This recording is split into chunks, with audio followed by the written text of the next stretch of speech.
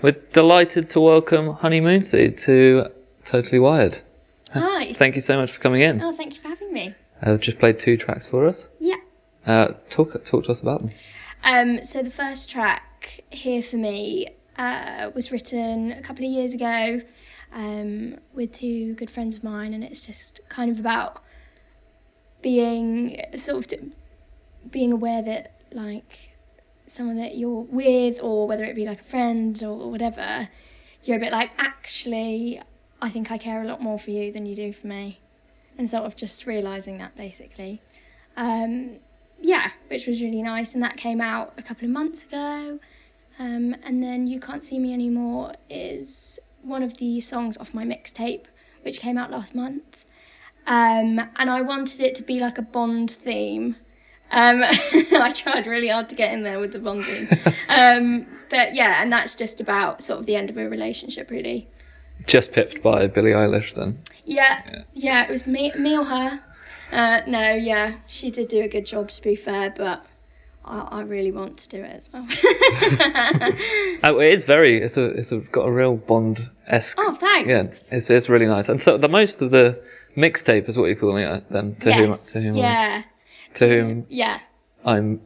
it may concern. Yeah. Yeah, a bit of a mouthful.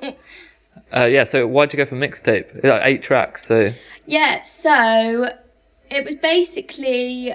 I basically got told that that's what it would be, because it's not quite an album, but it's more than an EP.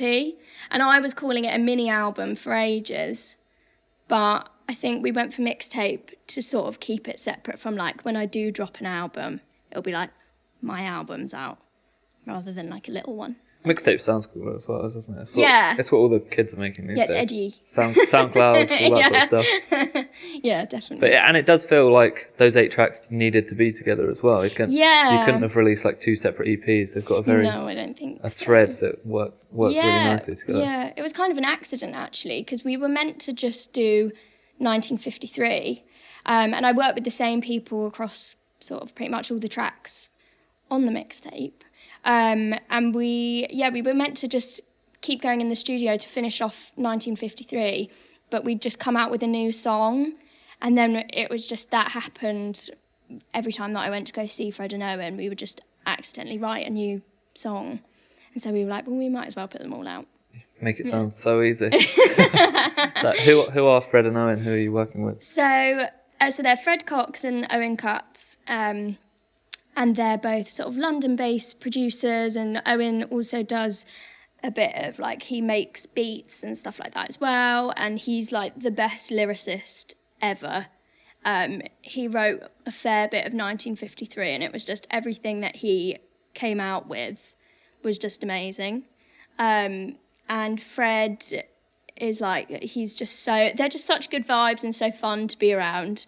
So it didn't really feel like work at all, sort of making the mixtape, and they work so well together as well. I think they're a bit of like a duo now, which is nice.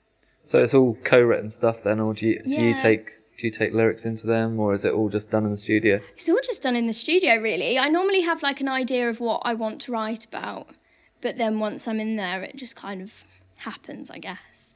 I like working with other people, and I find it a bit more fun than sort of writing on my own.